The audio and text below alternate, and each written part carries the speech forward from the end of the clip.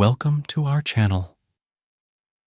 In today's video, we're diving into the Book of Judges, one of the most fascinating and turbulent periods in the Bible.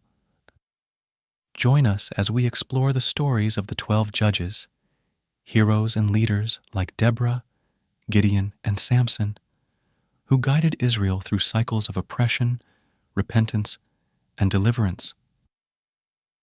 We'll uncover the lessons and themes that emerge from this chaotic era, marked by faith, rebellion, and divine intervention.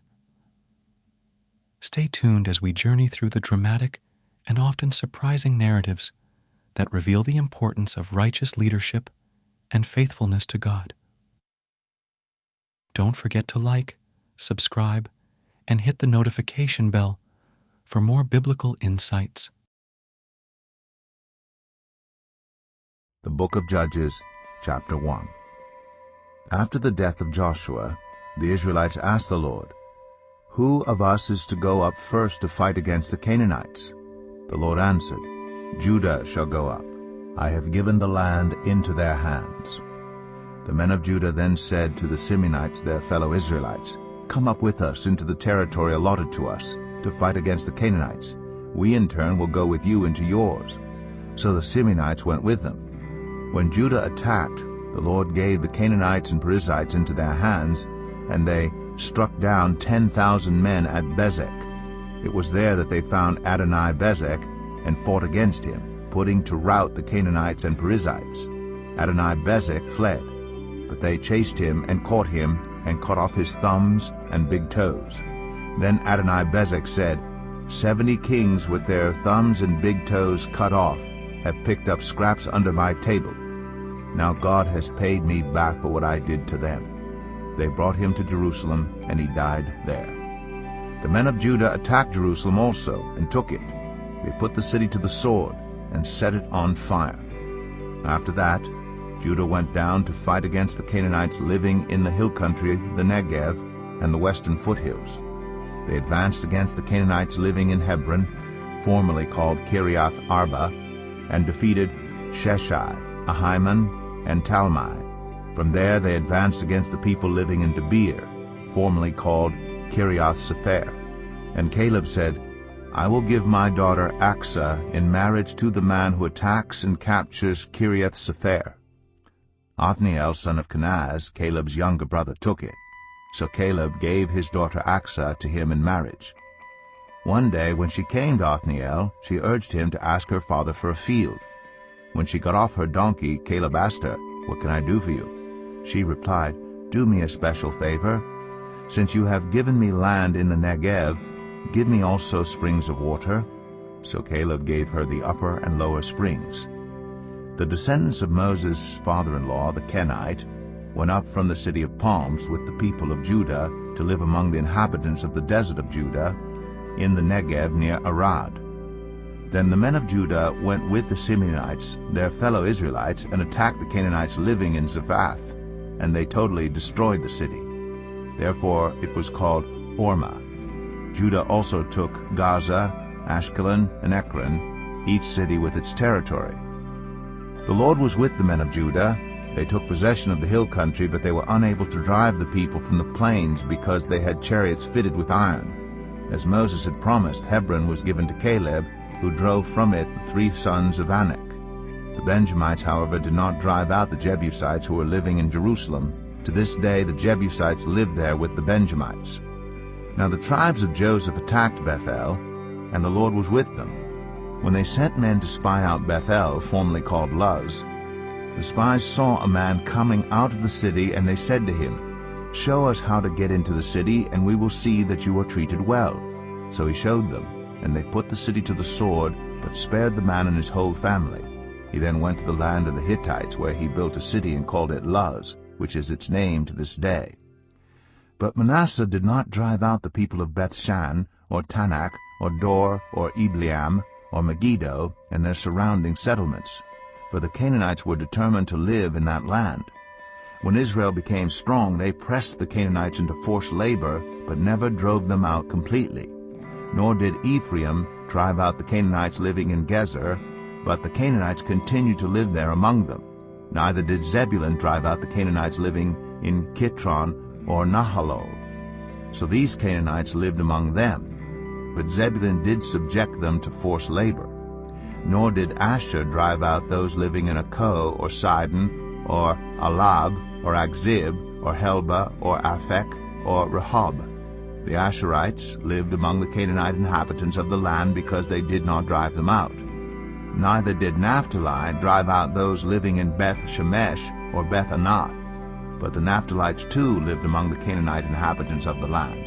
And those living in Beth Shemesh and Beth Anath became forced laborers for them. The Amorites confined the Danites to the hill country, not allowing them to come down into the plain. And the Amorites were determined also to hold out in Mount Eris, Ajalon, and Shaalbim. But when the power of the tribes of Joseph increased, they too were pressed into forced labor. The boundary of the Amorites was from Scorpion Pass to Selah and beyond. Judges 2. The angel of the Lord went up from Gilgal to Bochim and said, I brought you up out of Egypt, and led you into the land I swore to give to your ancestors. I said, I will never break my covenant with you, and you shall not make a covenant with the people of this land, but you shall break down their altars. Yet you have disobeyed me. Why have you done this? And I have also said, I will not drive them out before you. They will become traps for you, and their gods will become snares to you. When the angel of the Lord had spoken these things to all the Israelites, the people wept aloud, and they called that place Bochim. There they offered sacrifices to the Lord. After Joshua had dismissed the Israelites, they went to take possession of the land, each to their own inheritance. The people served the Lord throughout the lifetime of Joshua and of the elders who outlived him, and who had seen all the great things the Lord had done for Israel. Joshua son of Nun, the servant of the Lord, died at the age of 110, and they buried him in the land of his inheritance at Timnath-Eres in the hill country of Ephraim, north of Mount Gash. After that whole generation had been gathered to their ancestors, another generation grew up, who knew neither the Lord nor what he had done for Israel. Then the Israelites did evil in the eyes of the Lord, and served the Baals. They forsook the Lord, the God of their ancestors, who had brought them out of Egypt.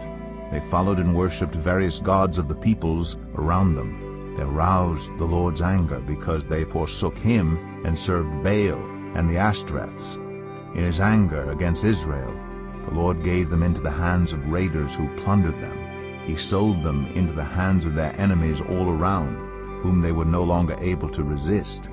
Whenever Israel went out to fight, the hand of the Lord was against them to defeat them, just as he had sworn to them. They were in great distress. Then the Lord raised up judges, who saved them out of the hands of these raiders. Yet they would not listen to their judges, but prostituted themselves to other gods and worshipped them. They quickly turned from the ways of their ancestors, who had been obedient to the Lord's commands. Whenever the Lord raised up a judge for them, he was with the judge and saved them out of the hands of their enemies as long as the judge lived.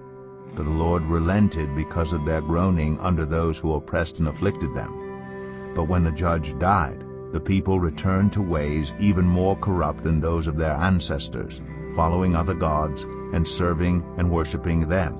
They refused to give up their evil practices and stubborn ways.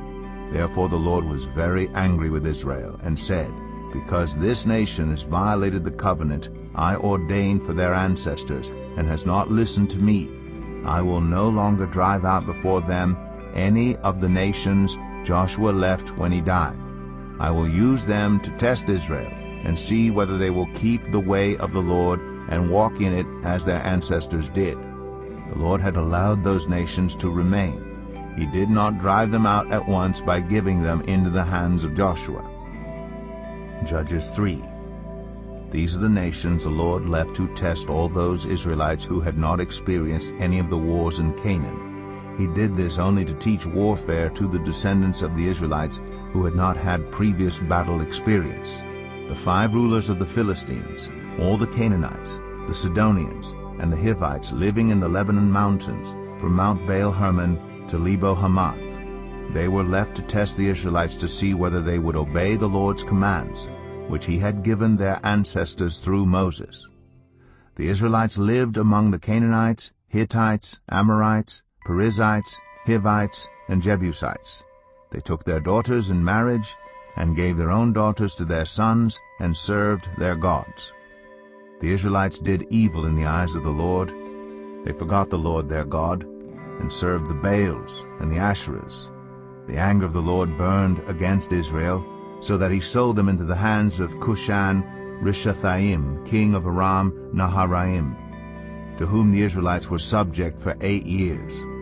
But when they cried out to the Lord, he raised up for them a deliverer, Othniel, son of Kenaz, Caleb's younger brother, who saved them. The Spirit of the Lord came on him, so that he became Israel's judge and went to war. The Lord gave Cushan-Rishathaim, king of Aram, into the hands of Othniel, who overpowered him. So the land had peace for 40 years, until Othniel, son of Kenaz, died. Again the Israelites did evil in the eyes of the Lord. And because they did this evil, the Lord gave Eglon, king of Moab, power over Israel, getting the Ammonites and Amalekites to join him. Eglon came and attacked Israel, and they took possession of the city of palms. The Israelites were subject to Eglon, king of Moab, for 18 years. Again the Israelites cried out to the Lord, and he gave them a deliverer, Ehud, a left-handed man, the son of Gera the Benjamite. The Israelites sent him with tribute to Eglon, king of Moab. Now Ehud had made a double-edged sword about a cubit long, which he strapped to his right thigh under his clothing. He presented the tribute to Eglon, king of Moab, who was a very fat man. After Ehud had presented the tribute, he sent on their way those who had carried it. But on reaching the stone images near Gilgal, he himself went back to Eglon and said, "Your Majesty, I have a secret message for you." The king said to his attendants, "Leave us," and they all left. Ehud then approached him while he was sitting alone in the upper room of his palace and said, "I have a message from God for you." As the king rose from his seat, Ehud reached with his left hand, drew the sword from his right thigh, and plunged it into the king's belly. Even the handle sank in after the blade, and his bowels discharged. Ehud did not pull the sword out, and the fat closed in over it. Then Ehud went out to the porch. He shut the doors of the upper room behind him and locked them. After he had gone, the servants came and found the doors of the upper room locked. They said, "He must be relieving himself in the inner room of the palace." They waited to the point of embarrassment, but when he did not open the doors of the room, they took a key and unlocked them. There they saw their lord fallen to the floor, dead. While they waited, Ehud got away. He passed by the stone images and escaped to Sirah. When he arrived there, he blew a trumpet in the hill country of Ephraim, and the Israelites went down with him from the hills, with him leading them. "Follow me," he ordered, "for the Lord has given Moab, your enemy, into your hands." So they followed him down and took possession of the fords of the Jordan that led to Moab. They allowed no one to cross over. At that time, they struck down about 10,000 Moabites, all vigorous and strong. Not one escaped. That day, Moab was made subject to Israel, and the land had peace for 80 years. After Ehud came Shamgar, son of Anath, who struck down 600 Philistines with an ox goad. He too saved Israel. Judges 4. Again the Israelites did evil in the eyes of the Lord, now that Ehud was dead. So the Lord sold them into the hands of Jabin, king of Canaan, who reigned in Hazor. Sisera, the commander of his army, was based in Harosheth Hagoyim. Because he had 900 chariots fitted with iron and had cruelly oppressed the Israelites for 20 years, they cried to the Lord for help. Now Deborah, a prophet, the wife of Lapidoth, was leading Israel at that time. She held court under the palm of Deborah between Ramah and Bethel in the hill country of Ephraim. And the Israelites went up to her to have their disputes decided. She sent for Barak, son of Abinoam, from Kadesh in Naphtali, and said to him, "The Lord, the God of Israel, commands you, Go, take with you 10,000 men of Naphtali and Zebulun, and lead them up to Mount Tabor. I will lead Sisera, the commander of Jabin's army, with his chariots and his troops to the Kishon River, and give him into your hands." Barak said to her, "If you go with me, I will go. But if you don't go with me, I won't go." "Certainly I will go with you," said Deborah. "But because of the course you are taking, the honor will not be yours, for the Lord will deliver Sisera into the hands of a woman." So Deborah went with Barak to Kadesh. There Barak summoned Zebulun and Naphtali, and 10,000 men went up under his command. Deborah also went up with him. Now Eber the Kenite had left the other Kenites, the descendants of Hobab, Moses' brother-in-law, and pitched his tent by the great tree in Zananim near Kadesh. When they told Sisera that Barak, son of Abinoam, had gone up to Mount Tabor, Sisera summoned from Harosheth Hagoyim to the Kishon River all his men and his 900 chariots fitted with iron. Then Deborah said to Barak, "Go, this is the day the Lord has given Sisera into your hands. Has not the Lord gone ahead of you?" So Barak went down Mount Tabor with 10,000 men following him.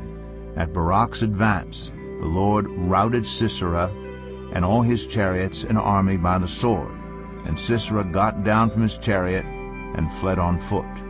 Barak pursued the chariots and army as far as Harosheth Hagoyim, and all Sisera's troops fell by the sword. Not a man was left. Sisera, meanwhile, fled on foot to the tent of Jael, the wife of Eber the Kenite, because there was an alliance between Jabin, king of Hazor, and the family of Eber the Kenite.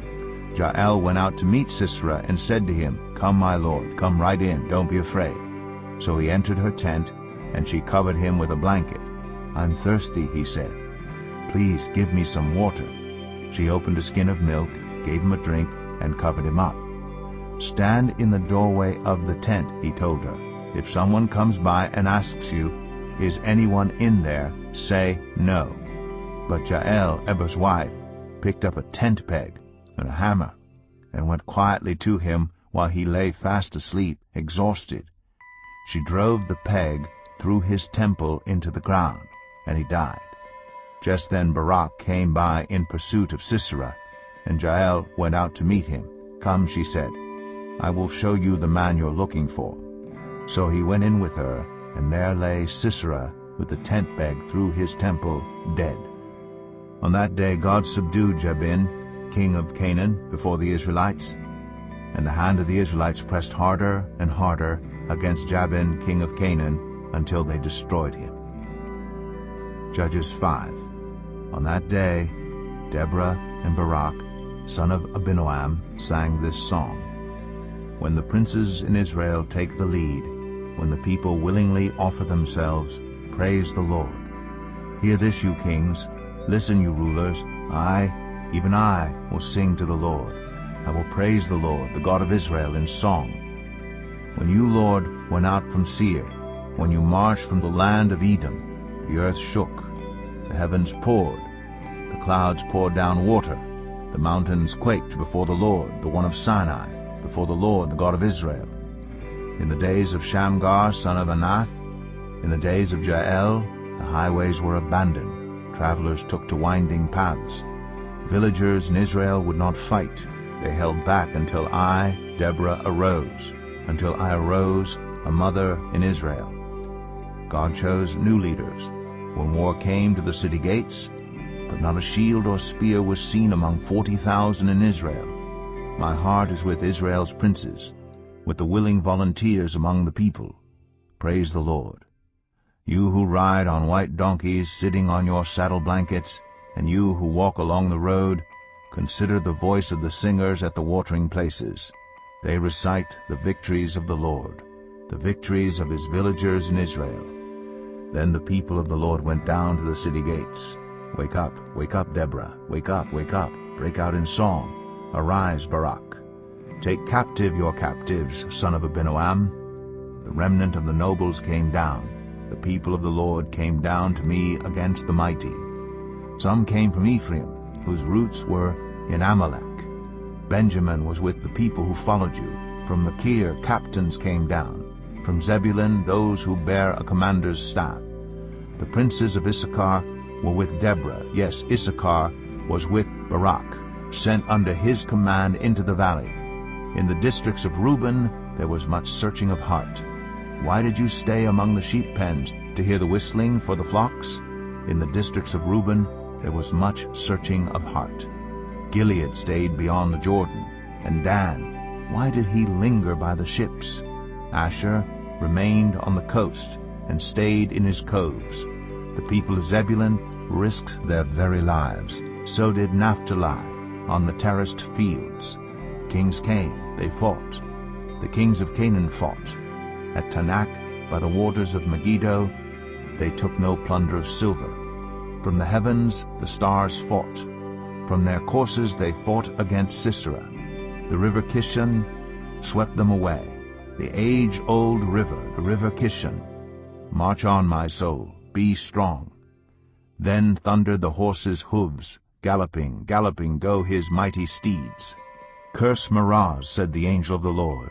Curse its people bitterly, because they did not come to help the Lord against the mighty. Most blessed of women be Jael, the wife of Heber the Kenite, most blessed of tent-dwelling women.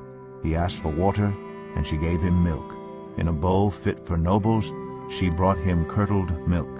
Her hand reached for the tent peg, her right hand for the workman's hammer. She struck Sisera, she crushed his head, she shattered and pierced his temple. At her feet he sank, he fell, there he lay. At her feet he sank, he fell. Where he sank, there he fell, dead. Through the window peered Sisera's mother. Behind the lattice she cried out, Why is his chariot so long in coming? Why is the clatter of his chariots delayed? The wisest of her ladies answer her, Indeed, she keeps saying to herself, Are they not finding and dividing the spoils?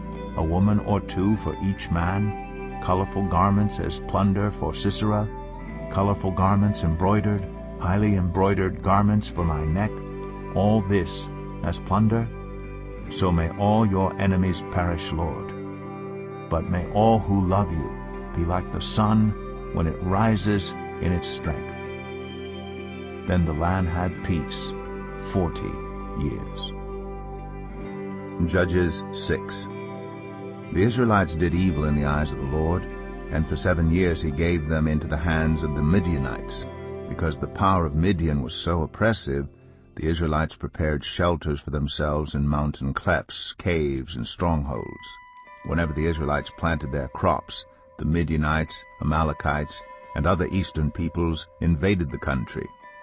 They camped on the land and ruined the crops all the way to Gaza, and did not spare a living thing for Israel, neither sheep, nor cattle, nor donkeys. They came up with their livestock and their tents like swarms of locusts. It was impossible to count them or their camels.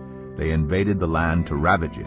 Midian so impoverished the Israelites that they cried out to the Lord for help. When the Israelites cried out to the Lord because of Midian, he sent them a prophet who said, This is what the Lord, the God of Israel, says. I brought you up out of Egypt, out of the land of slavery. I rescued you from the hand of the Egyptians, and I delivered you from the hand of all your oppressors. I drove them out before you and gave you their land. I said to you, I am the Lord your God. Do not worship the gods of the Amorites in whose land you live. But you have not listened to me. The angel of the Lord came and sat down under the oak in Ophrah, that belonged to Joash the Abiezrite, where his son Gideon was threshing wheat in a winepress to keep it from the Midianites. When the angel of the Lord appeared to Gideon, he said, The Lord is with you, mighty warrior. Pardon me, my Lord, Gideon replied. But if the Lord is with us, why has all this happened to us? Where are all his wonders that our ancestors told us about when they said, Did not the Lord bring us up out of Egypt? But now the Lord has abandoned us and given us into the hand of Midian.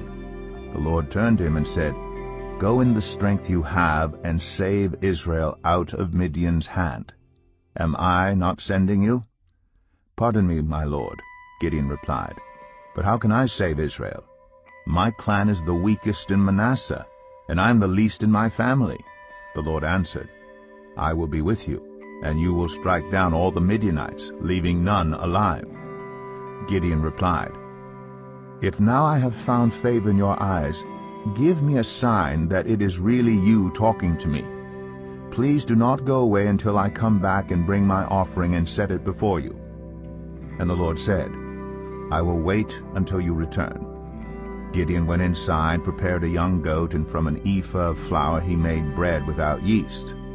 Putting the meat in a basket and its broth in a pot, he brought them out and offered them to him under the oak. The angel of God said to him, Take the meat and the unleavened bread, place them on this rock, and pour out the broth. And Gideon did so. Then the angel of the Lord touched the meat and the unleavened bread with the tip of the staff that was in his hand. Fire flared from the rock, consuming the meat and the bread, and the angel of the Lord disappeared. When Gideon realized that it was the angel of the Lord, he exclaimed, Alas, sovereign Lord, I have seen the angel of the Lord face to face.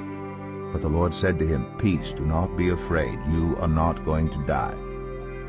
So Gideon built an altar to the Lord there and called it, The Lord is Peace. To this day it stands in Ophrah of the Abiezrites.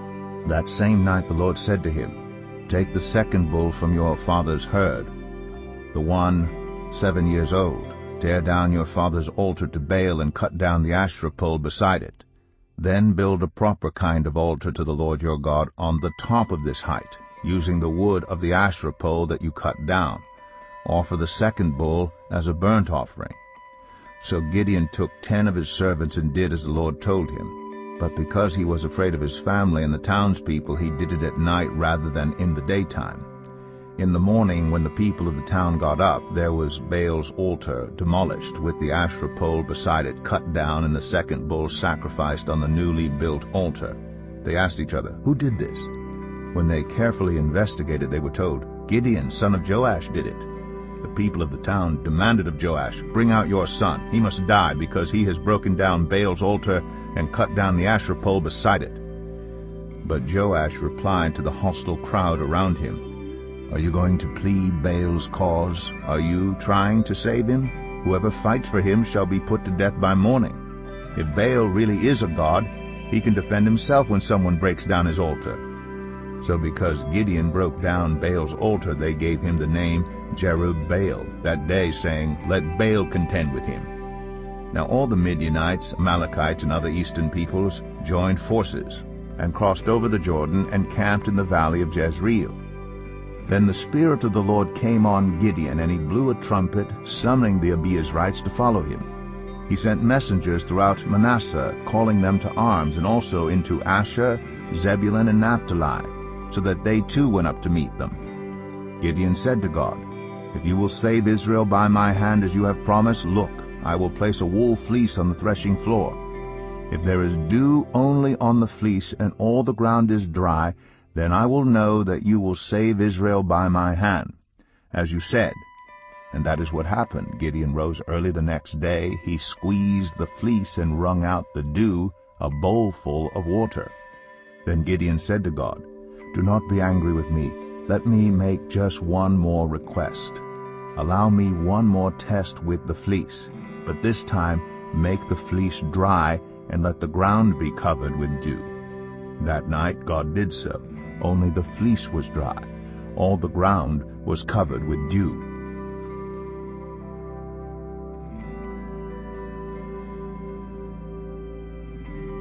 Judges 7. Early in the morning, Jerubbaal, that is Gideon, and all his men camped at the spring of Harod. The camp of Midian was north of them in the valley near the hill of Moreh. The Lord said to Gideon, You have too many men. I cannot deliver Midian into their hands, or Israel would boast against me. My own strength has saved me. Now announce to the army, Anyone who trembles with fear may turn back and leave Mount Gilead. So 22,000 men left, while 10,000 remained. But the Lord said to Gideon, There are still too many men. Take them down to the water, and I will thin them out for you there.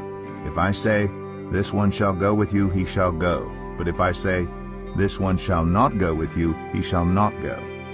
So Gideon took the men down to the water. There the Lord told him, "Separate those who lap the water with their tongues, as a dog laps from those who kneel down to drink." 300 of them drank from cupped hands, lapping like dogs.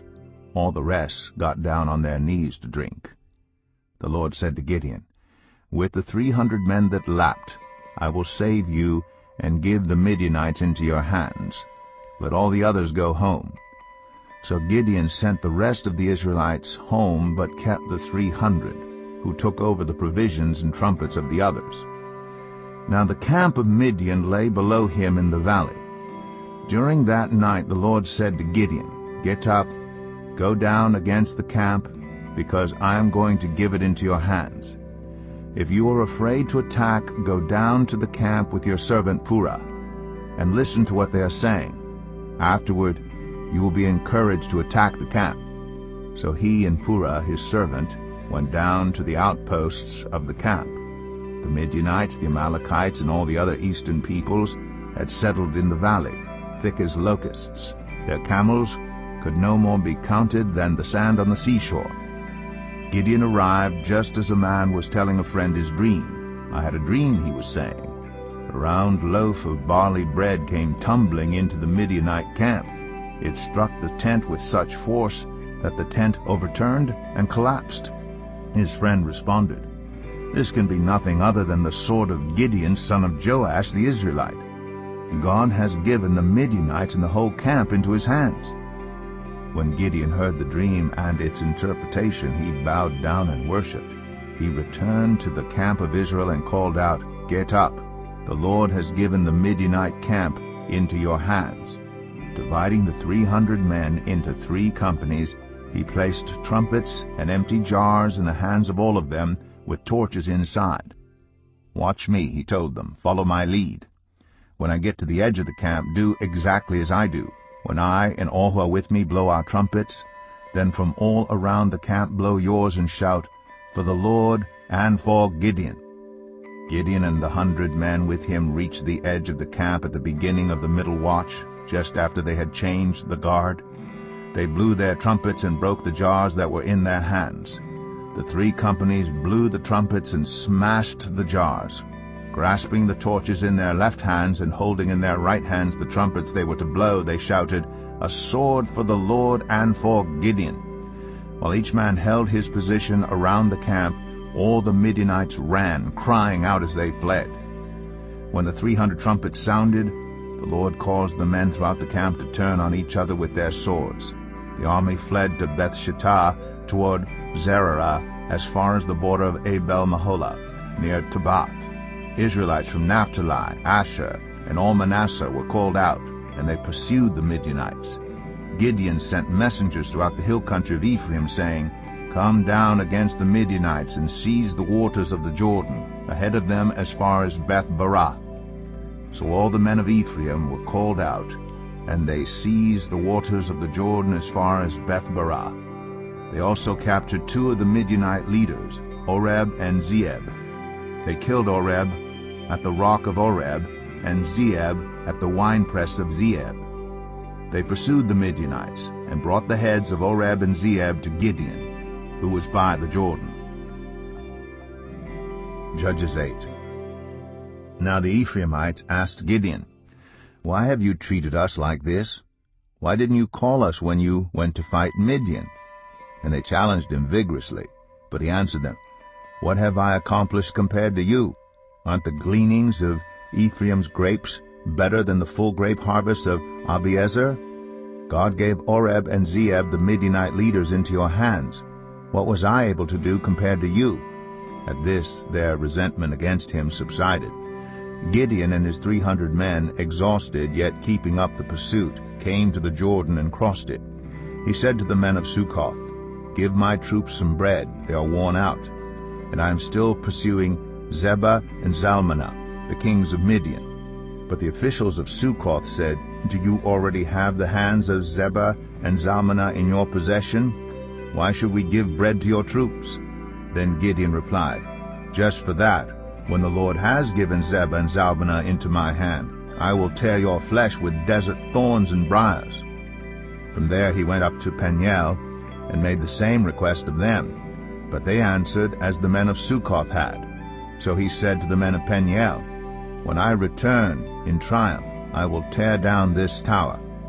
Now Zebah and Zalmunna were in Karkor, with a force of about 15,000 men. All that were left of the armies of the eastern peoples, 120,000 swordsmen, had fallen. Gideon went up by the route of the Nomads east of Nobah and Jogbehah, and attacked the unsuspecting army. Zebah and Zalmunna, the 2 kings of Midian, fled, but he pursued them and captured them, routing their entire army. Gideon, son of Joash, then returned from the battle by the pass of Eris. He caught a young man of Succoth and questioned him, and the young man wrote down for him the names of the 77 officials of Succoth, the elders of the town. Then Gideon came and said to the men of Succoth, "Here are Zebah and Zalmunna, about whom you taunted me by saying, 'Do you already have the hands of Zebah and Zalmunna in your possession? Why should we give bread to your exhausted men?' He took the elders of the town and taught the men of Succoth a lesson by punishing them with desert thorns and briars. He also pulled down the tower of Peniel and killed the men of the town. Then he asked Zebah and Zalmunna, 'What kind of men did you kill at Tabor?' 'Men like you,' they answered, 'each one with the bearing of a prince.' Gideon replied, 'Those were my brothers, the sons of my own mother. As surely as the Lord lives, if you had spared their lives, I would not kill you.' Turning to Jether, his oldest son, he said, 'Kill them.' But Jether did not draw his sword because he was only a boy and was afraid. Zebah and Zalmunna said, 'Come, do it yourself. As is the man, so is his strength.' So Gideon stepped forward and killed them, and took the ornaments off their camels' necks. The Israelites said to Gideon, 'Rule over us, you, your son, and your grandson, because you have saved us from the hand of Midian.' But Gideon told them, 'I will not rule over you, nor will my son rule over you. The Lord will rule over you.' And he said, 'I do have one request, that each of you give me an earring from your share of the plunder.' It was the custom of the Ishmaelites to wear gold earrings. They answered, 'We'll be glad to give them.' So they spread out a garment, and each of them threw a ring from his plunder onto it. The weight of the gold rings he asked for came to 1,700 shekels, not counting the ornaments, the pendants, and the purple garments worn by the kings of Midian, or the chains that were on their camels' necks. Gideon made the gold into an ephod, which he placed in Ophrah, his town. All Israel prostituted themselves by worshipping it there, and it became a snare to Gideon and his family. Thus Midian was subdued before the Israelites and did not raise its head again. During Gideon's lifetime the land had peace 40 years. Jerubbaal, son of Joash, went back home to live. He had 70 sons of his own, for he had many wives. His concubine, who lived in Shechem, also bore him a son, whom he named Abimelech. Gideon, son of Joash, died at a good old age, and was buried in the tomb of his father Joash in Ophrah of the Abiezrites. No sooner had Gideon died than the Israelites again prostituted themselves to the Baals. They set up Baal-berith as their god, and did not remember the Lord their God, who had rescued them from the hands of all their enemies on every side. They also failed to show any loyalty to the family of Jerubbaal, that is Gideon, in spite of all the good things he had done for them. Judges 9. Abimelech, son of Jerubbaal, went to his mother's brothers in Shechem and said to them and to all his mother's clan, "Ask all the citizens of Shechem, which is better for you, to have all 70 of Jerubbaal's sons rule over you, or just one man? Remember, I am your flesh and blood." When the brothers repeated all this to the citizens of Shechem, they were inclined to follow Abimelech, for they said, "He is related to us." They gave him 70 shekels of silver from the temple of Baal-berith, and Abimelech used it to hire reckless scoundrels who became his followers. He went to his father's home in Ophrah, and on one stone murdered his 70 brothers, the sons of Jerubbaal. But Jotham, the youngest son of Jerubbaal, escaped by hiding. Then all the citizens of Shechem and Beth-Millo gathered beside the great tree at the pillar in Shechem to crown Abimelech king. When Jotham was told about this, he climbed up on the top of Mount Gerizim and shouted to them, "Listen to me, citizens of Shechem, so that God may listen to you." One day the trees went out to anoint a king for themselves. They said to the olive tree, "Be our king." But the olive tree answered, "Should I give up my oil by which both gods and humans are honored, to hold sway over the trees?" Next the trees said to the fig tree, "Come and be our king."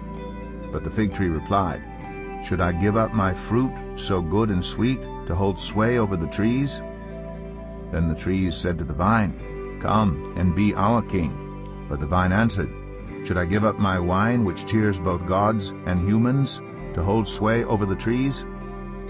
Finally all the trees said to the thorn bush, "Come and be our king."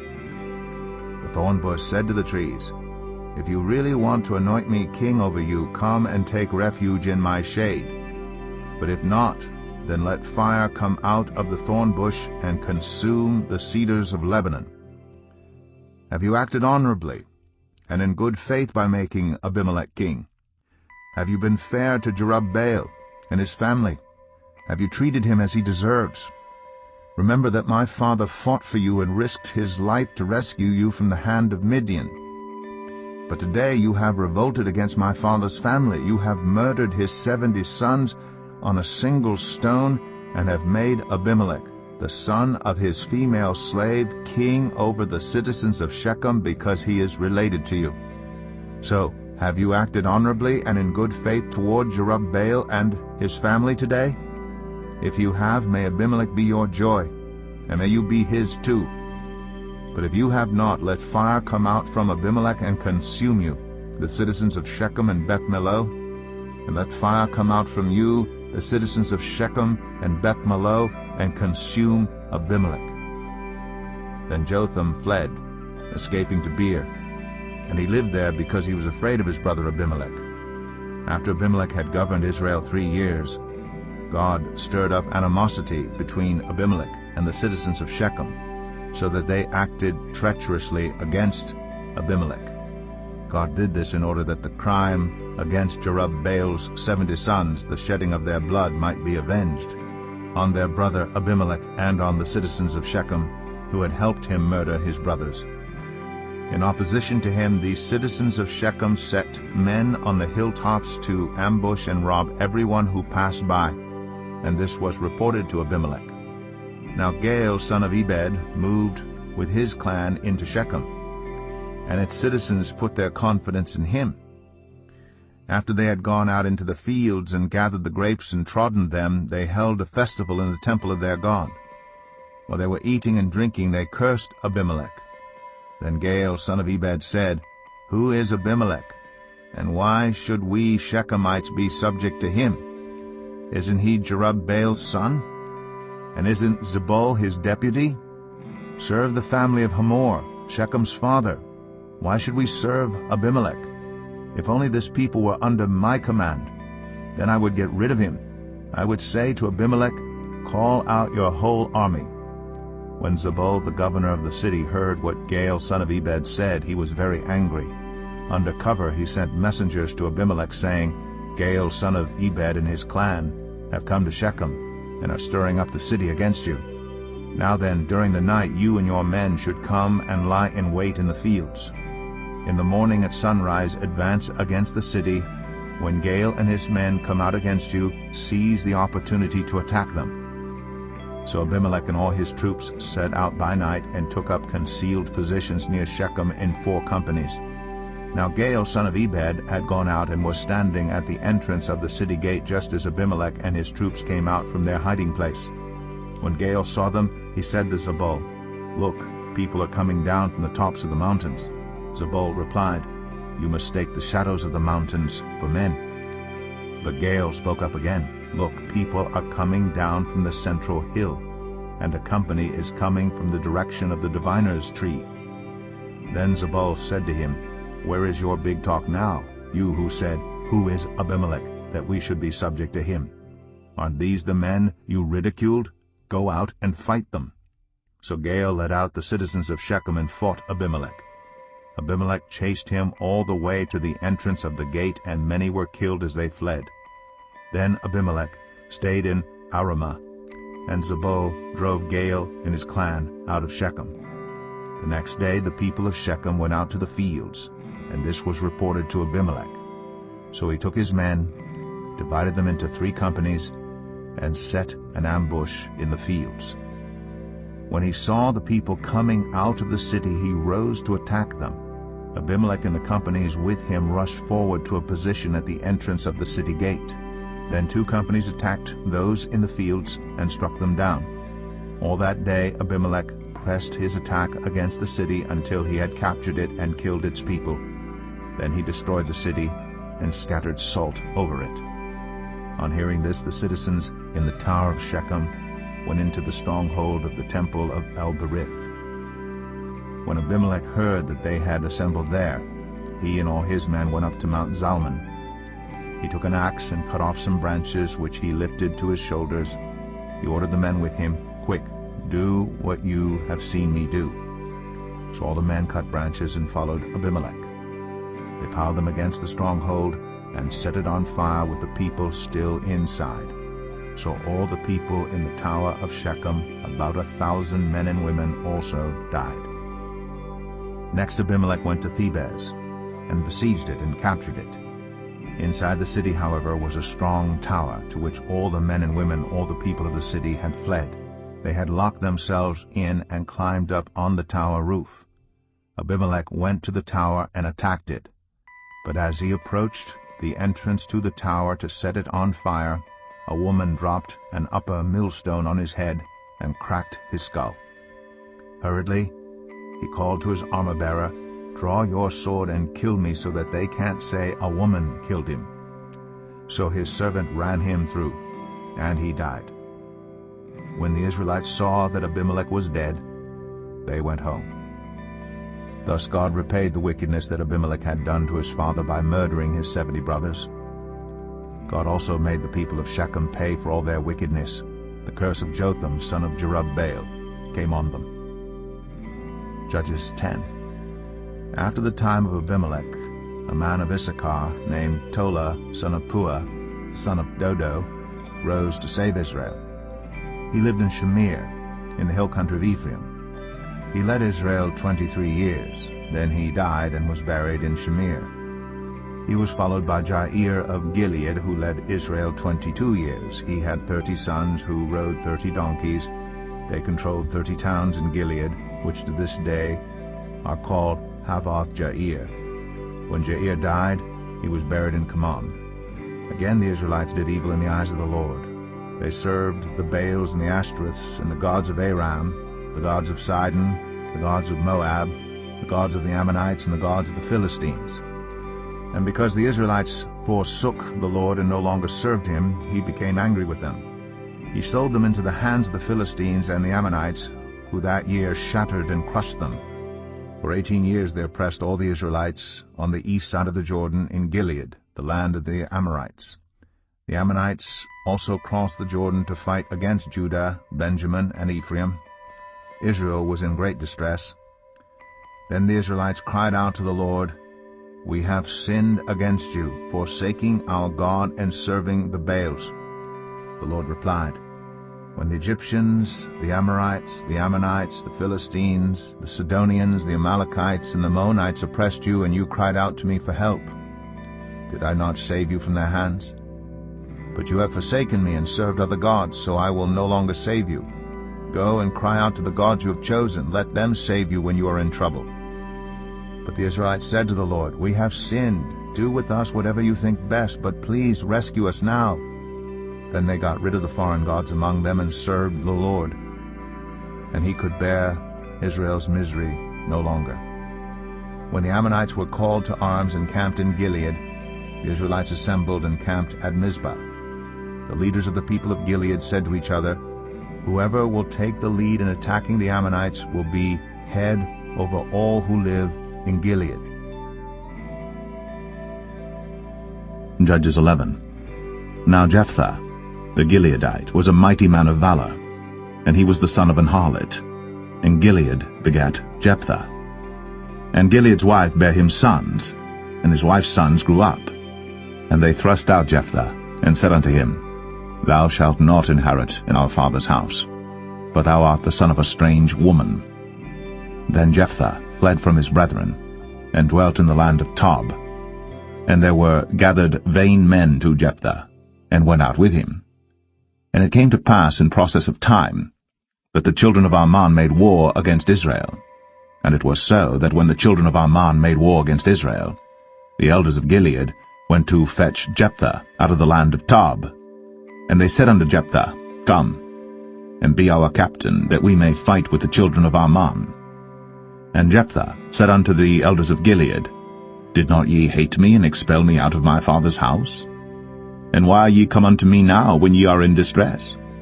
And the elders of Gilead said unto Jephthah, Therefore we turn again to thee now, that thou mayest go with us, and fight against the children of Ammon, and be our head over all the inhabitants of Gilead.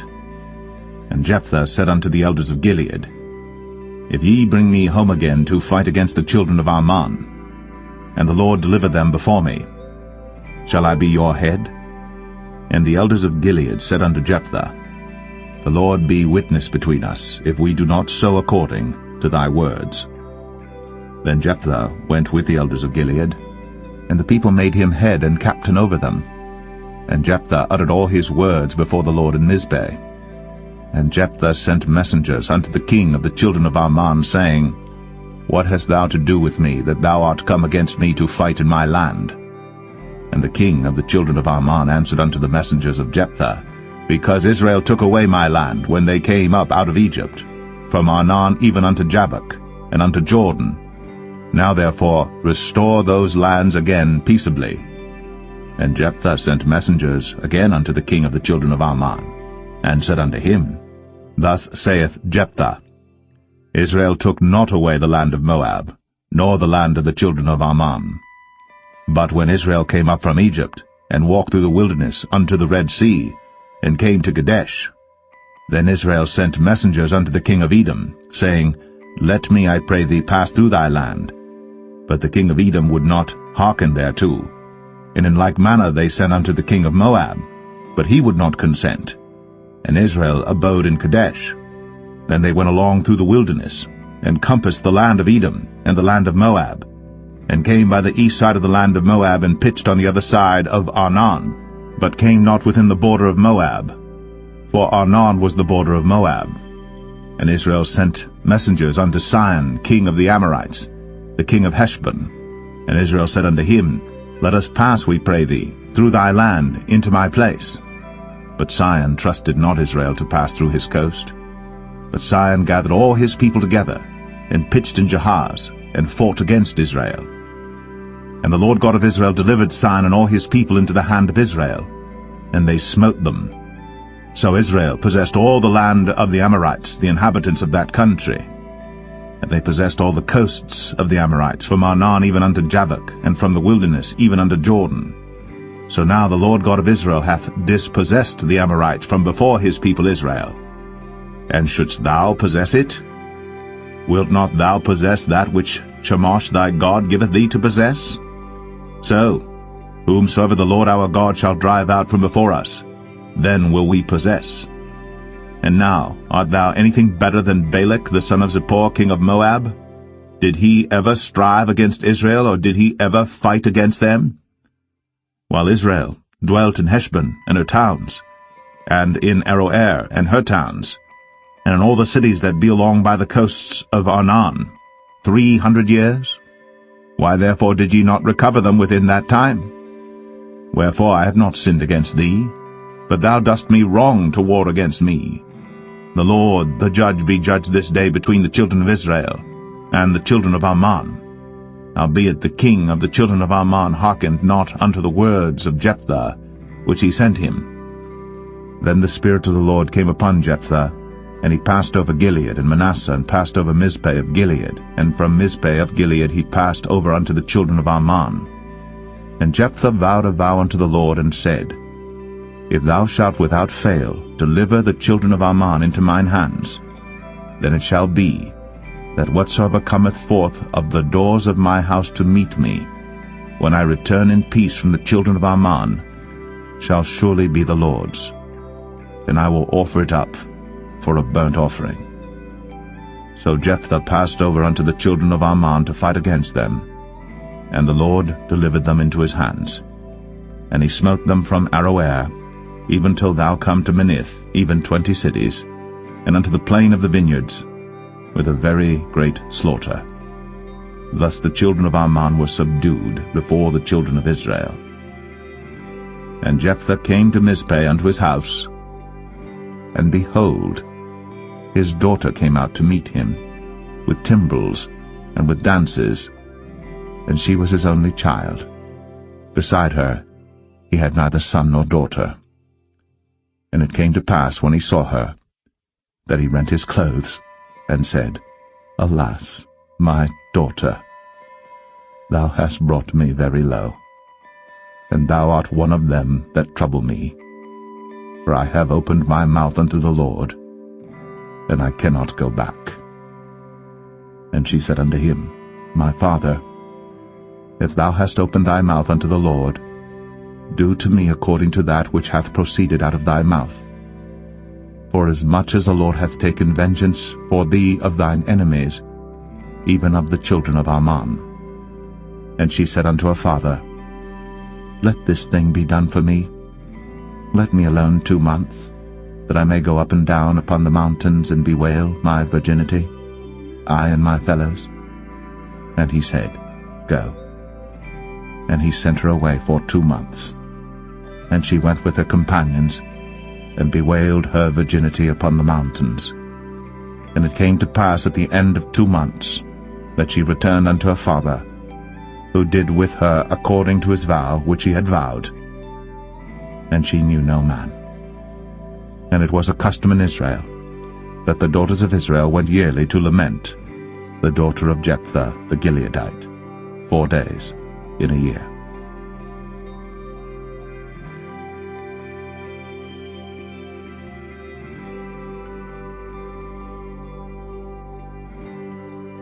Judges 12. And the men of Ephraim gathered themselves together, and went northward, and said unto Jephthah, Wherefore passedst thou over to fight against the children of Ammon, and didst not call us to go with thee?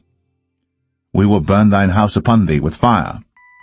And Jephthah said unto them, I and my people were at great strife with the children of Ammon. And when I called you, ye delivered me not out of their hands. And when I saw that ye delivered me not, I put my life in my hands, and passed over against the children of Ammon. And the Lord delivered them into my hand. Wherefore then are ye come up unto me this day to fight against me? Then Jephthah gathered together all the men of Gilead, and fought with Ephraim. And the men of Gilead smote Ephraim, because they said, Ye Gileadites are fugitives of Ephraim among the Ephraimites, and among the Manassites. And the Gileadites took the passages of Jordan before the Ephraimites. And it was so, that when those Ephraimites which were escaped said, Let me go over, that the men of Gilead said unto him, Art thou an Ephraimite? If he said, Nay. Then said they unto him, Say now, Shibboleth. And he said, Sibboleth, for he could not frame to pronounce it right. Then they took him, and slew him at the passages of Jordan.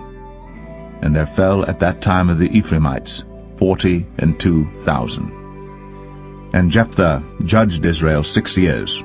Then died Jephthah the Gileadite, and was buried in one of the cities of Gilead. And after him Ibzan of Bethlehem judged Israel. And he had 30 sons and 30 daughters, whom he sent abroad, and took in 30 daughters from abroad for his sons. And he judged Israel 7 years.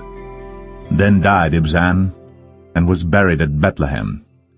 And after him Elon, a Zebulunite, judged Israel. And he judged Israel 10 years. And Elon the Zebulunite died, and was buried in Ailon in the country of Zebulun. And after him Abdon the son of Hillel, a Pirathonite, judged Israel. And he had 40 sons and 30 nephews, that rode on 70 ass colts. And he judged Israel 8 years. And Abdon the son of Hillel, the Pirathonite, died, and was buried in Pirathon, in the land of Ephraim, in the mount of the Amalekites.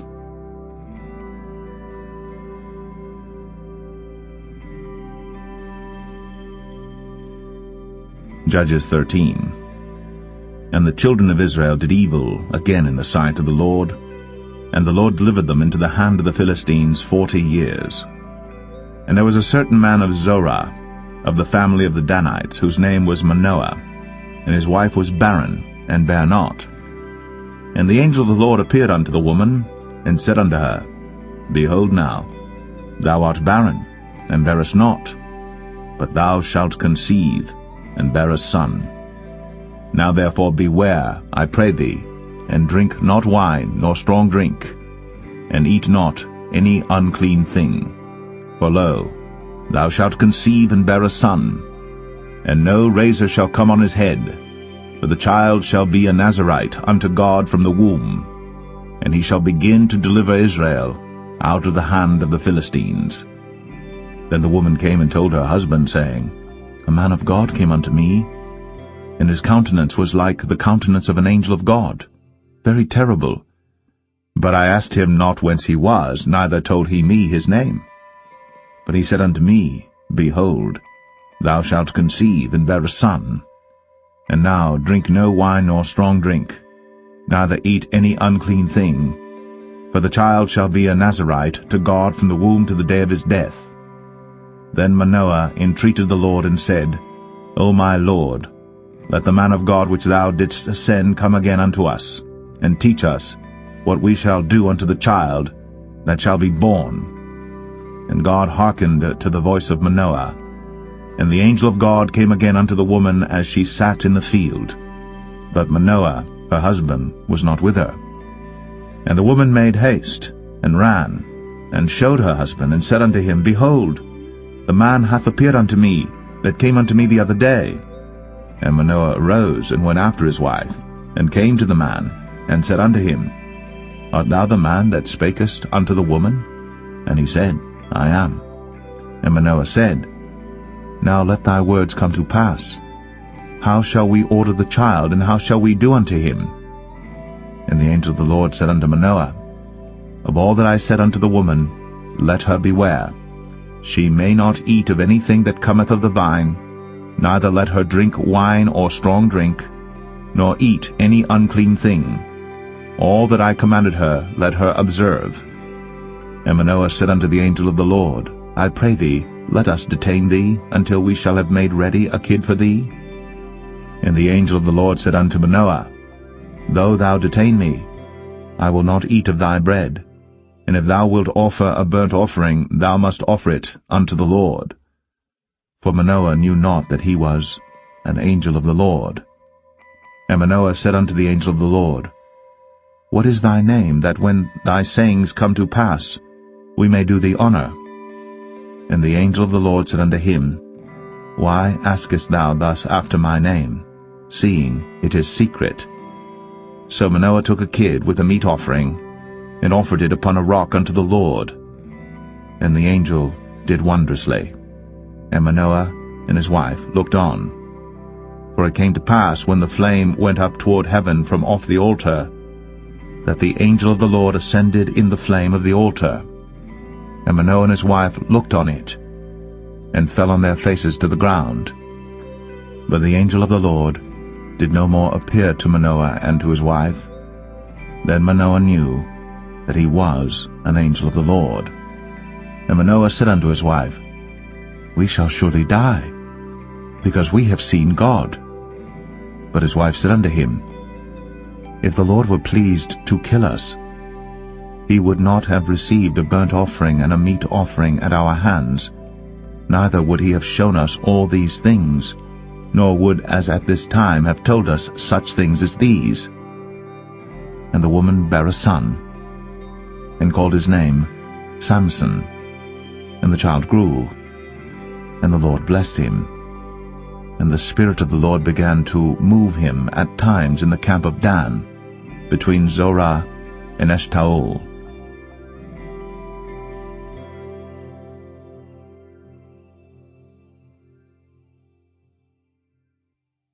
Judges 14. And Samson went down to Timnath, and saw a woman in Timnath of the daughters of the Philistines. And he came up and told his father and his mother, and said, I have seen a woman in Timnath of the daughters of the Philistines. Now therefore, get her for me to wife. Then his father and his mother said unto him, Is there never a woman among the daughters of thy brethren, or among all my people, that thou goest to take a wife of the uncircumcised Philistines?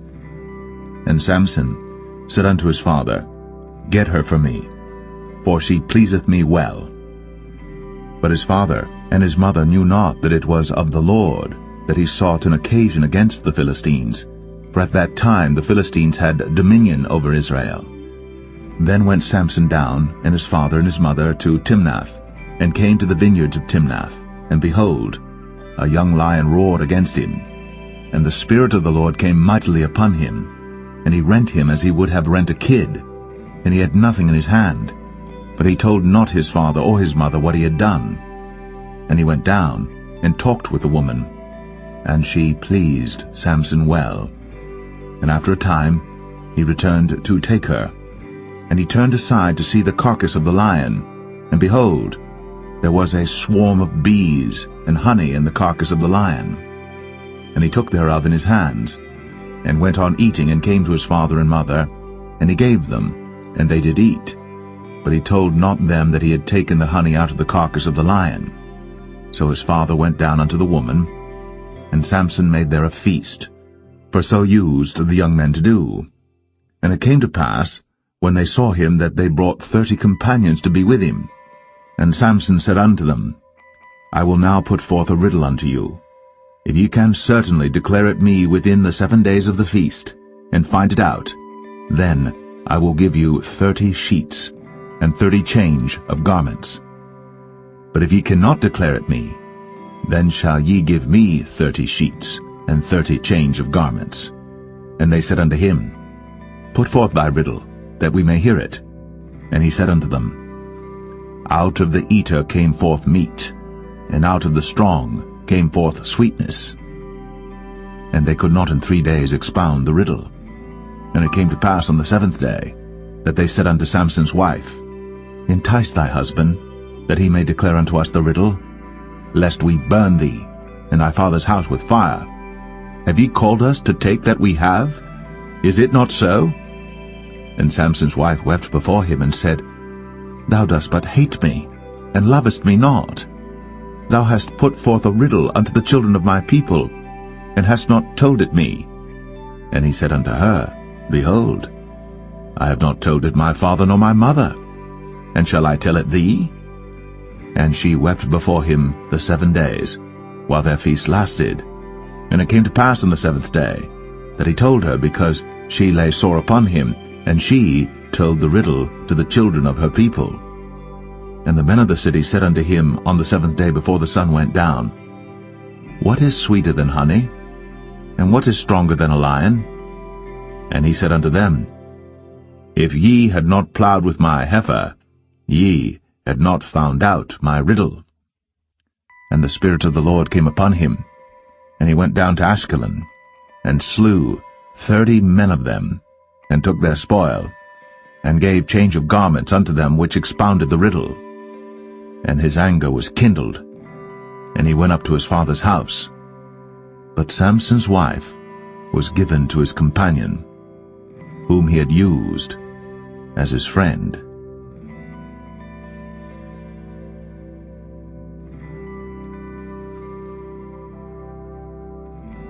Judges 15. But it came to pass within a while after, in the time of wheat harvest, that Samson visited his wife with a kid, and he said, I will go in to my wife into the chamber. But her father would not suffer him to go in. And her father said, I verily thought that thou hadst utterly hated her. Therefore I gave her to thy companion. Is not her younger sister fairer than she? Take her, I pray thee, instead of her. And Samson said concerning them, Now shall I be more blameless than the Philistines, though I do them a displeasure. And Samson went and caught 300 foxes, and took firebrands, and turned tail to tail, and put a firebrand in the midst between two tails. And when he had set the brands on fire, he let them go into the standing corn of the Philistines, and burnt up both the shocks, and also the standing corn with the vineyards and olives. Then the Philistines said, Who hath done this? And they answered, Samson, the son-in-law of the Timnite, because he had taken his wife and given her to his companion. And the Philistines came up, and burnt her and her father with fire. And Samson said unto them, Though ye have done this, yet will I be avenged of you, and after that I will cease. And he smote them hip and thigh with a great slaughter, and he went down and dwelt in the top of the rock Etam. Then the Philistines went up and pitched in Judah, and spread themselves in Lehi. And the men of Judah said, Why are ye come up against us? And they answered, To bind Samson are we come up, to do to him as he hath done to us. Then 3,000 men of Judah went to the top of the rock Etam, and said to Samson, Knowest thou not that the Philistines are rulers over us? What is this that thou hast done unto us? And he said unto them, As they did unto me, so have I done unto them. And they said unto him, We are come down to bind thee, that we may deliver thee into the hand of the Philistines. And Samson said unto them, Swear unto me, that ye will not fall upon me yourselves. And they spake unto him, saying, No, but we will bind thee fast, and deliver thee into their hand. But surely we will not kill thee. And they bound him with 2 new cords, and brought him up from the rock. And when he came unto Lehi, the Philistines shouted against him, and the Spirit of the Lord came mightily upon him, and the cords that were upon his arms became as flax that was burnt with fire, and his bands loosed from off his hands. And he found a new jawbone of an ass, and put forth his hand, and took it, and slew 1,000 men therewith. And Samson said, With the jawbone of an ass, heaps upon heaps, with the jaw of an ass have I slain 1,000 men. And it came to pass, when he had made an end of speaking, that he cast away the jawbone out of his hand, and called that place Ramath Lehi. And he was sore athirst, and called on the Lord, and said, Thou hast given this great deliverance into the hand of thy servant, and now shall I die for thirst, and fall into the hand of the uncircumcised? But God clave an hollow place that was in the jaw, and there came water thereout.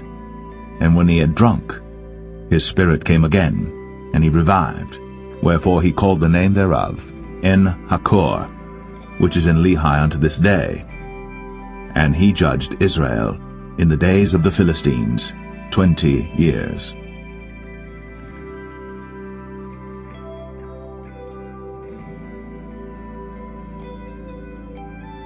Judges 16. Then went Samson to Gaza, and saw there an harlot, and went in unto her. And it was told the Gazites, saying, Samson is come hither.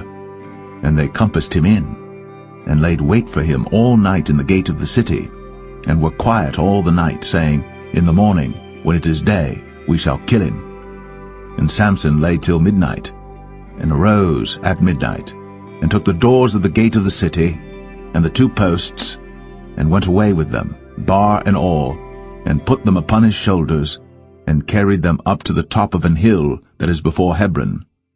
And it came to pass afterward, that he loved a woman in the valley of Sorek, whose name was Delilah. And the lords of the Philistines came up unto her, and said unto her, Entice him, and see wherein his great strength lieth, and by what means we may prevail against him, that we may bind him to afflict him. And we will give thee every one of us 1,100 pieces of silver.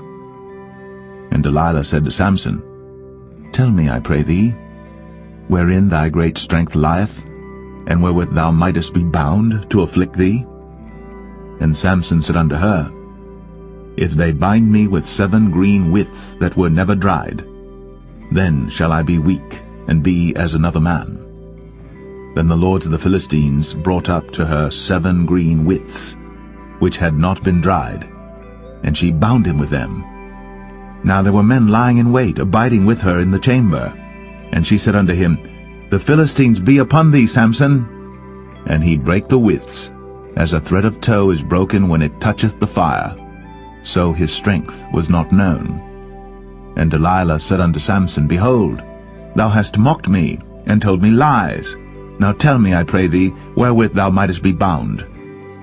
And he said unto her, If they bind me fast with new ropes, that never were occupied, then shall I be weak, and be as another man. Delilah therefore took new ropes, and bound him therewith, and said unto him, The Philistines be upon thee, Samson.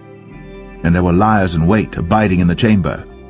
And he brake them from off his arms like a thread. And Delilah said unto Samson, Hitherto thou hast mocked me, and told me lies. Tell me wherewith thou mightest be bound. And he said unto her, If thou weavest the 7 locks of my head with the web. And she fastened it with the pin, and said unto him, The Philistines be upon thee, Samson. And he awaked out of his sleep, and went away with the pin of the beam, and with the web. And she said unto him, How canst thou say, I love thee, when thine heart is not with me? Thou hast mocked me these 3 times, and hast not told me wherein thy great strength lieth. And it came to pass, when she pressed him daily with her words, and urged him, so that his soul was vexed unto death, that he told her all his heart, and said unto her, There hath not come a razor upon mine head, for I have been a Nazarite unto God from my mother's womb. If I be shaven, then my strength will go from me, and I shall become weak, and be like any other man. And when Delilah saw that he had told her all his heart, she sent and called for the lords of the Philistines, saying, Come up this once, for he hath shown me all his heart. Then the lords of the Philistines came up unto her, and brought money in their hand. And she made him sleep upon her knees, and she called for a man, and she caused him to shave off the 7 locks of his head. And she began to afflict him, and his strength went from him. And she said, The Philistines be upon thee, Samson. And he awoke out of his sleep, and said, I will go out as at other times before, and shake myself. And he wist not that the Lord was departed from him. But the Philistines took him, and put out his eyes, and brought him down to Gaza, and bound him with fetters of brass. And he did grind in the prison house. Howbeit, the hair of his head began to grow again after he was shaven. Then the lords of the Philistines gathered them together, for to offer a great sacrifice unto Dagon their god, and to rejoice, for they said, Our God hath delivered Samson our enemy into our hand. And when the people saw him, they praised their God, for they said, Our God hath delivered into our hands our enemy, and the destroyer of our country, which slew many of us. And it came to pass, when their hearts were merry, that they said, Call for Samson, that he may make us sport. And they called for Samson out of the prison house. And he made them sport, and they set him between the pillars. And Samson said unto the lad that held him by the hand, Suffer me, that I may feel the pillars whereupon the house standeth, that I may lean upon them. Now the house was full of men and women, and all the lords of the Philistines were there. And there were upon the roof about 3,000 men and women that beheld while Samson made sport.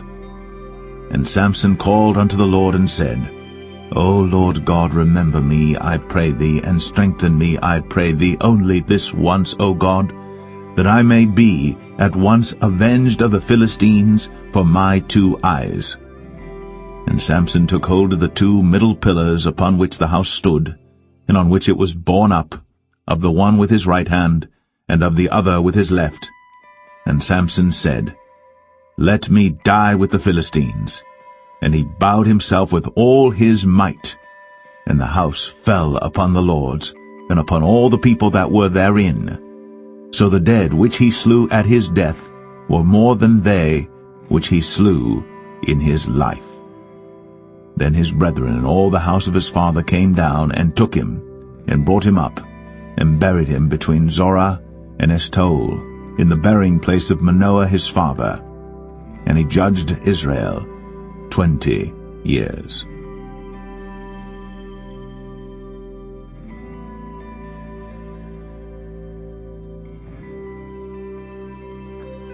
Judges 17. And there was a man of Mount Ephraim, whose name was Micah.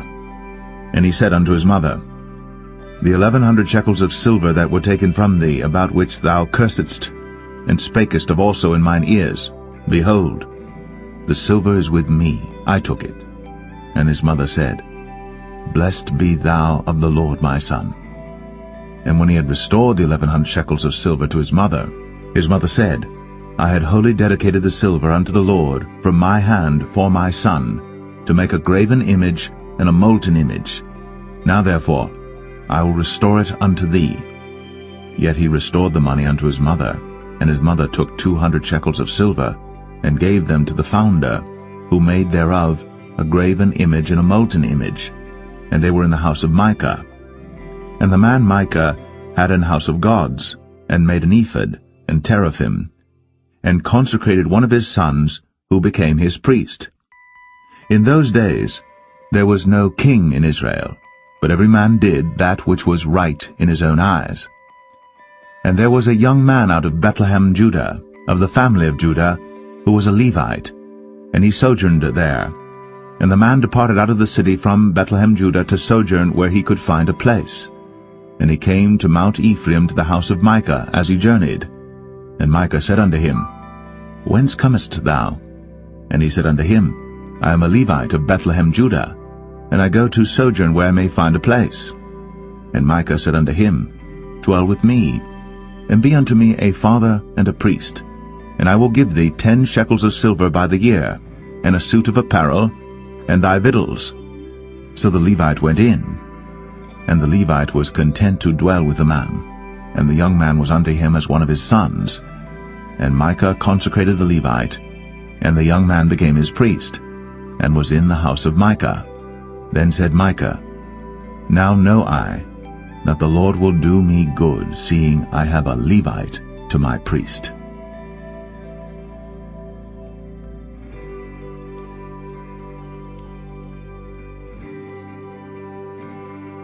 Judges 18. In those days there was no king in Israel, and in those days the tribe of the Danites sought them an inheritance to dwell in.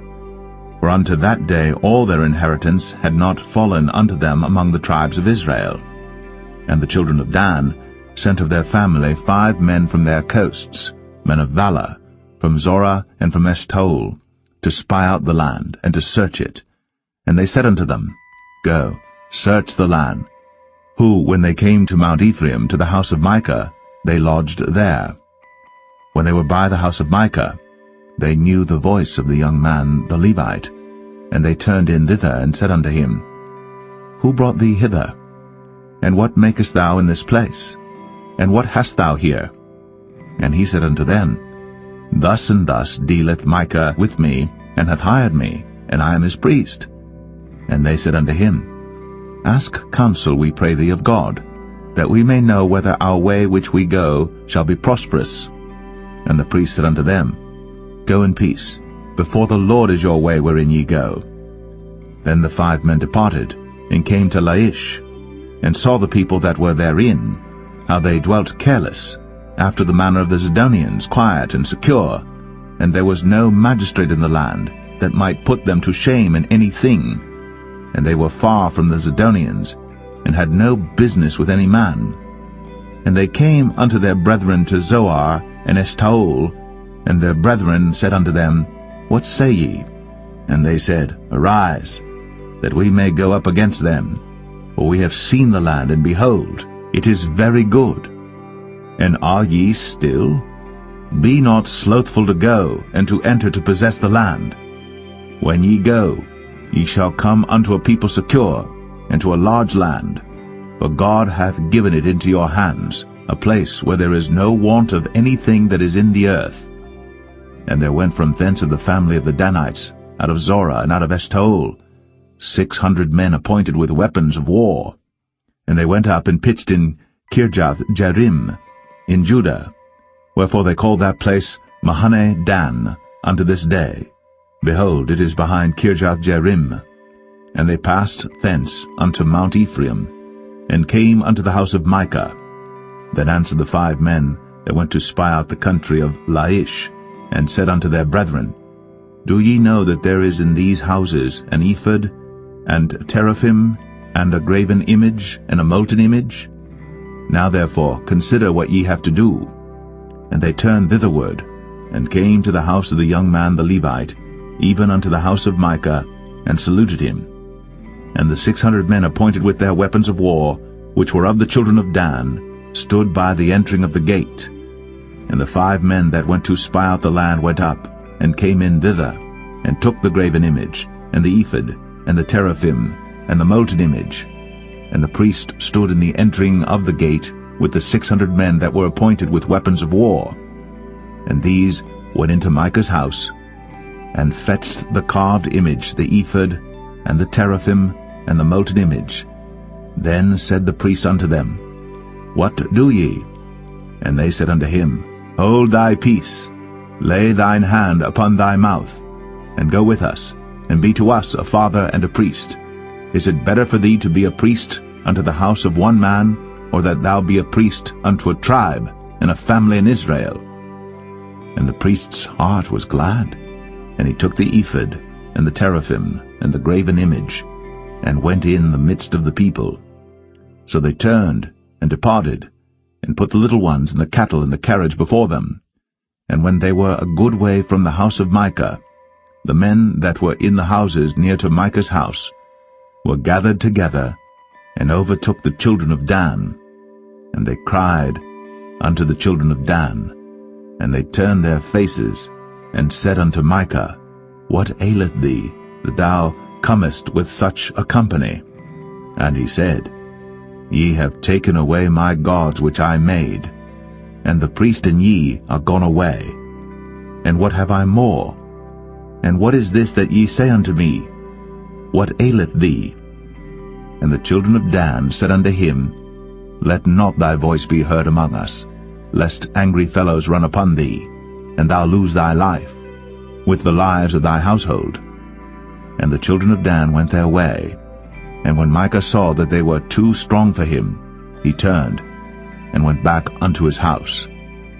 And they took the things which Micah had made, and the priest which he had, and came unto Laish, unto a people that were at quiet and secure. And they smote them with the edge of the sword, and burnt the city with fire. And there was no deliverer, because it was far from Zidon, and they had no business with any man. And it was in the valley that lieth by Beth-rehob, and they built a city, and dwelt therein. And they called the name of the city Dan, after the name of Dan their father, who was born unto Israel. Howbeit, the name of the city was Laish at the first. And the children of Dan set up the graven image, and Jonathan the son of Gershom, the son of Manasseh, he and his sons were priests to the tribe of Dan, until the day of the captivity of the land. And they set them up, Micah's graven image, which he made, all the time that the house of God was in Shiloh.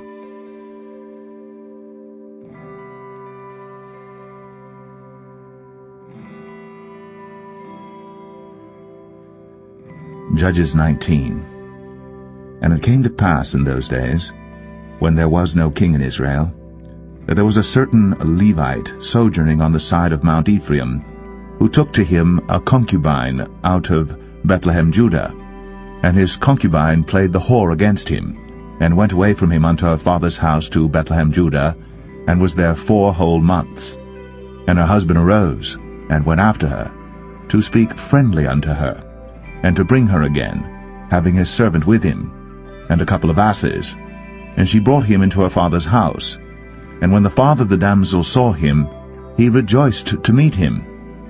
And his father-in-law, the damsel's father, retained him, and he abode with him 3 days. So they did eat and drink and lodged there. And it came to pass on the 4th day, when they arose early in the morning, that he rose up to depart. And the damsel's father said unto his son-in-law, Comfort thine heart with a morsel of bread, and afterward go your way. And they sat down, and did eat and drink both of them together. For the damsel's father had said unto the man, Be content, I pray thee, and tarry all night, and let thine heart be merry. And when the man rose up to depart, his father-in-law urged him, therefore he lodged there again. And he rose early in the morning on the 5th day to depart. And the damsel's father said, Comfort thine heart, I pray thee. And they tarried until afternoon, and they did eat both of them. And when the man rose up to depart, he and his concubine, and his servant, his father-in-law, the damsel's father, said unto him, Behold, now the day draweth toward evening. I pray you, tarry all night. Behold, the day groweth to an end. Lodge here, that thine heart may be merry.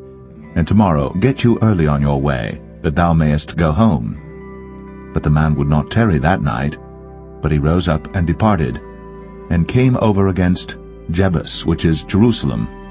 And there were with him 2 asses saddled. His concubine also was with him.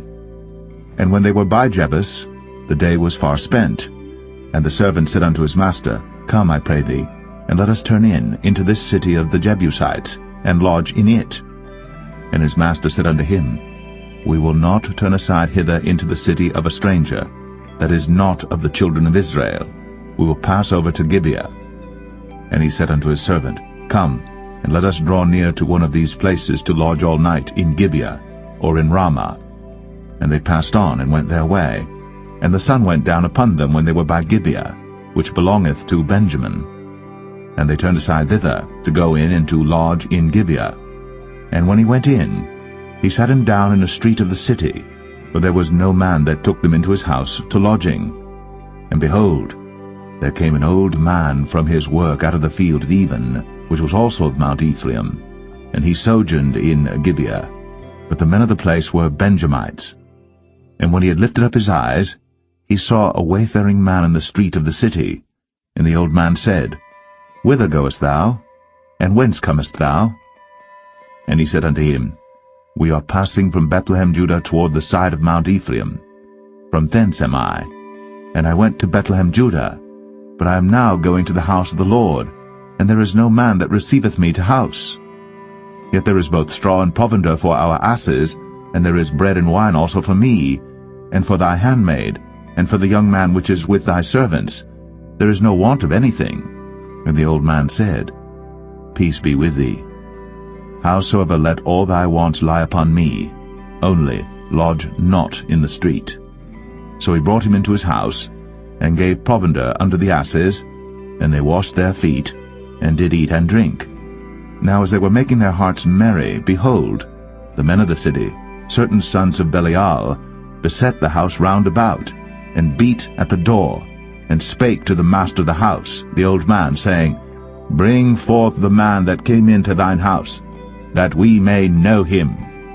And the man, the master of the house, went out unto them, and said unto them, Nay, my brethren, nay, I pray you, do not so wickedly. Seeing that this man is come into mine house, do not this folly. Behold, here is my daughter, a maiden, and his concubine. Them I will bring out now, and humble ye them, and do with them what seemeth good unto you. But unto this man do not so vile a thing. But the men would not hearken to him. So the man took his concubine, and brought her forth unto them. And they knew her, and abused her all the night until the morning. And when the day began to spring, they let her go. Then came the woman in the dawning of the day, and fell down at the door of the man's house, where her lord was, till it was light. And her lord rose up in the morning, and opened the doors of the house, and went out to go his way. And behold, the woman, his concubine, was fallen down at the door of the house, and her hands were upon the threshold. And he said unto her, Up, and let us be going. But none answered. Then the man took her up upon an ass. And the man rose up, and gat him unto his place. And when he was come into his house, he took a knife, and laid hold on his concubine, and divided her, together with her bones, into 12 pieces, and sent her into all the coasts of Israel. And it was so, that all that saw it said, There was no such deed done, nor seen from the day that the children of Israel came up out of the land of Egypt unto this day. Consider of it, take advice, and speak your minds.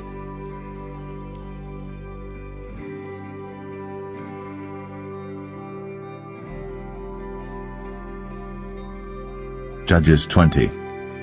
Then all the children of Israel went out, and the congregation was gathered together as one man, from Dan even to Beersheba with the land of Gilead unto the Lord in Mizpeh. And the chief of all the people, even of all the tribes of Israel, presented themselves in the assembly of the people of God, 400,000 footmen that drew sword. Now the children of Benjamin heard that the children of Israel were gone up to Mizpeh. Then said the children of Israel, Tell us, how was this wickedness? And the Levite, the husband of the woman that was slain, answered and said, I came into Gibeah, that belongeth to Benjamin, I and my concubine, to lodge. And the men of Gibeah rose against me, and beset the house round about upon me by night, and thought to have slain me, and my concubine have they forced, that she is dead. And I took my concubine, and cut her in pieces, and sent her throughout all the country of the inheritance of Israel, for they have committed lewdness and folly in Israel. Behold, ye are all children of Israel, give here your advice and counsel. And all the people arose as one man, saying, We will not any of us go to his tent, neither will we any of us turn into his house. But now this shall be the thing which we will do to Gibeah. We will go up by lot against it. And we will take 10 men of 100 throughout all the tribes of Israel, and 100 of 1,000, and 1,000 out of 10,000, to fetch victual for the people, that they may do, when they come to Gibeah of Benjamin, according to all the folly that they have wrought in Israel. So all the men of Israel were gathered against the city, knit together as one man. And the tribes of Israel sent men through all the tribe of Benjamin, saying, What wickedness is this that is done among you? Now therefore, deliver us the men, the children of Belial, which are in Gibeah, that we may put them to death, and put away evil from Israel. But the children of Benjamin would not hearken to the voice of their brethren, the children of Israel.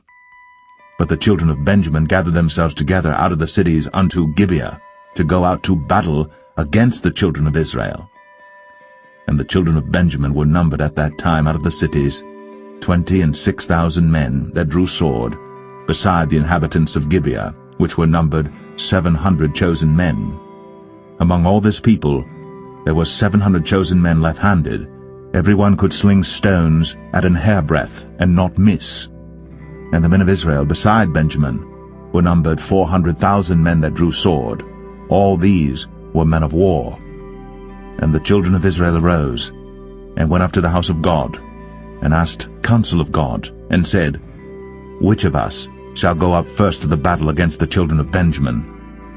And the Lord said, Judah shall go up first. And the children of Israel rose up in the morning, and encamped against Gibeah. And the men of Israel went out to battle against Benjamin. And the men of Israel put themselves in array to fight against them at Gibeah. And the children of Benjamin came forth out of Gibeah, and destroyed down to the ground of the Israelites that day 22,000 men.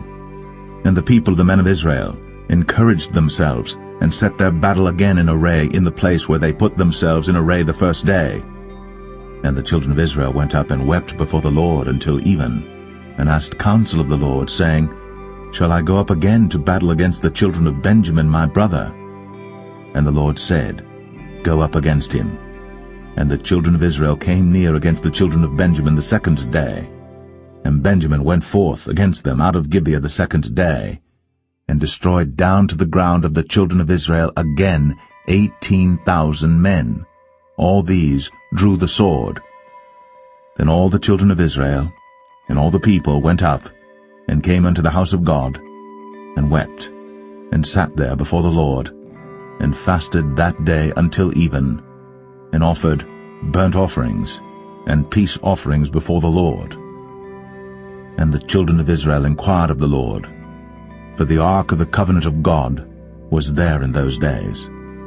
And Phinehas, the son of Eleazar, the son of Aaron, stood before it in those days, saying, Shall I yet again go out to battle against the children of Benjamin my brother? Or shall I cease? And the Lord said, Go up, for tomorrow I will deliver them into thine hand. And Israel set liers in wait round about Gibeah. And the children of Israel went up against the children of Benjamin on the third day, and put themselves in array against Gibeah, as at other times. And the children of Benjamin went out against the people, and were drawn away from the city. And they began to smite of the people, and kill, as at other times, in the highways, of which one goeth up to the house of God, and the other to Gibeah in the field, about 30 men of Israel. And the children of Benjamin said, They are smitten down before us, as at the first. But the children of Israel said, Let us flee, and draw them from the city unto the highways. And all the men of Israel rose up out of their place, and put themselves in array at Baal-Tamar. And the liers in wait of Israel came forth out of their places, even out of the meadows of Gibeah. And there came against Gibeah 10,000 chosen men out of all Israel. And the battle was sore, but they knew not that evil was near them. And the Lord smote Benjamin before Israel. And the children of Israel destroyed of the Benjamites that day 25,100 men. All these drew the sword. So the children of Benjamin saw that they were smitten, for the men of Israel gave place to the Benjamites, because they trusted unto the liers in wait, which they had set beside Gibeah. And the liers in wait hasted, and rushed upon Gibeah. And the liers in wait drew themselves along, and smote all the city with the edge of the sword. Now there was an appointed sign between the men of Israel and the liers in wait, that they should make a great flame with smoke rise up out of the city. And when the men of Israel retired in the battle, Benjamin began to smite and kill of the men of Israel about 30 persons. For they said, Surely they are smitten down before us, as in the first battle. But when the flame began to arise up out of the city with a pillar of smoke, the Benjamites looked behind them, and behold, the flame of the city ascended up to heaven. And when the men of Israel turned again, the men of Benjamin were amazed, for they saw that evil was come upon them. Therefore they turned their backs before the men of Israel unto the way of the wilderness. But the battle overtook them, and them which came out of the cities they destroyed in the midst of them. Thus they enclosed the Benjamites round about, and chased them, and trod them down with ease over against Gibeah toward the sunrising. And there fell of Benjamin 18,000 men. All these were men of valor. And they turned and fled toward the wilderness, unto the rock of Rimmon. And they gleaned of them in the highways 5,000 men, and pursued hard after them unto Kidom, and slew 2,000 men of them. So that all which fell that day of Benjamin were 25,000 men that drew the sword. All these were men of valor. But 600 men turned and fled to the wilderness unto the rock Rimmon, and abode in the rock Rimmon 4 months. And the men of Israel turned again upon the children of Benjamin, and smote them with the edge of the sword, as well the men of every city as the beast, and all that came to hand. Also they set on fire all the cities that they came to.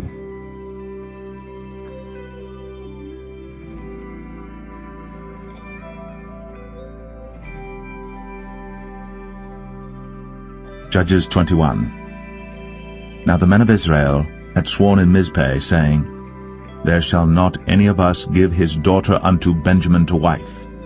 And the people came to the house of God, and abode there till even before God, and lifted up their voices, and wept sore, and said, O Lord God of Israel, why is this come to pass in Israel, that there should be today one tribe lacking in Israel?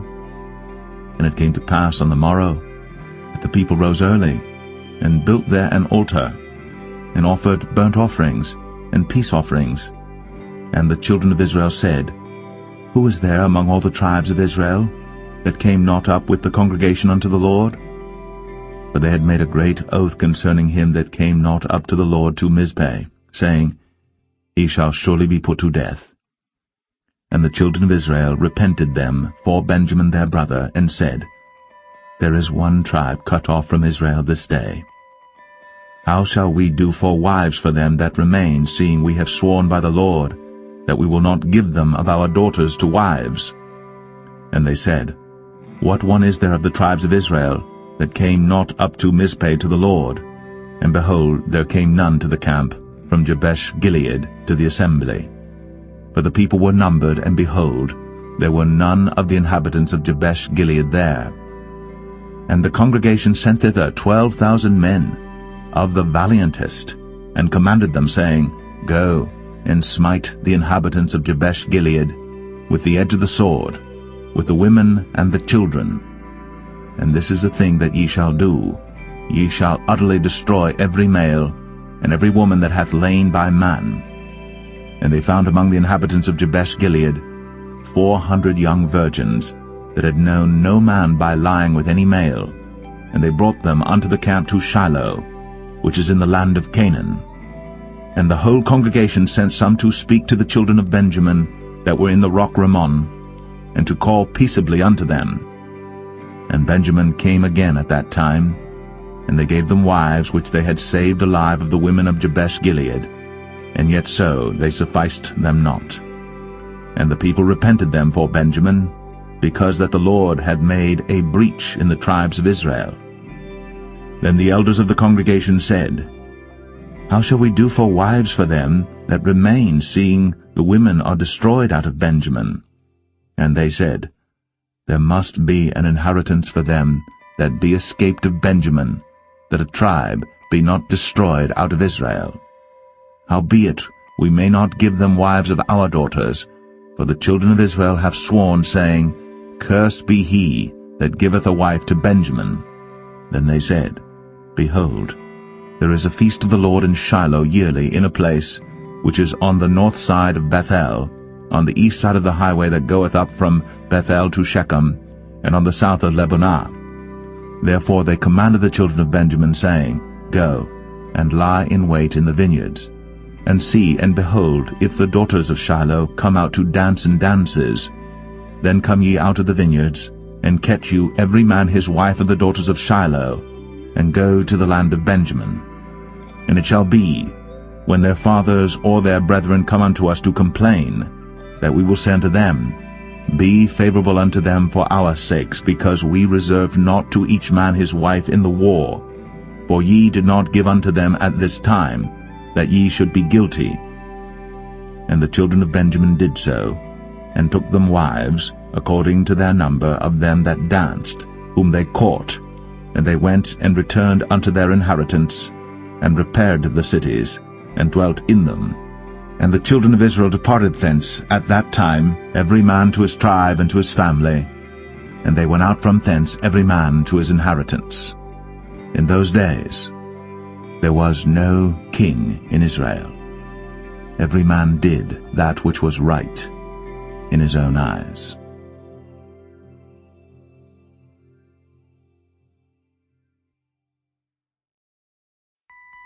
The Book of Ruth.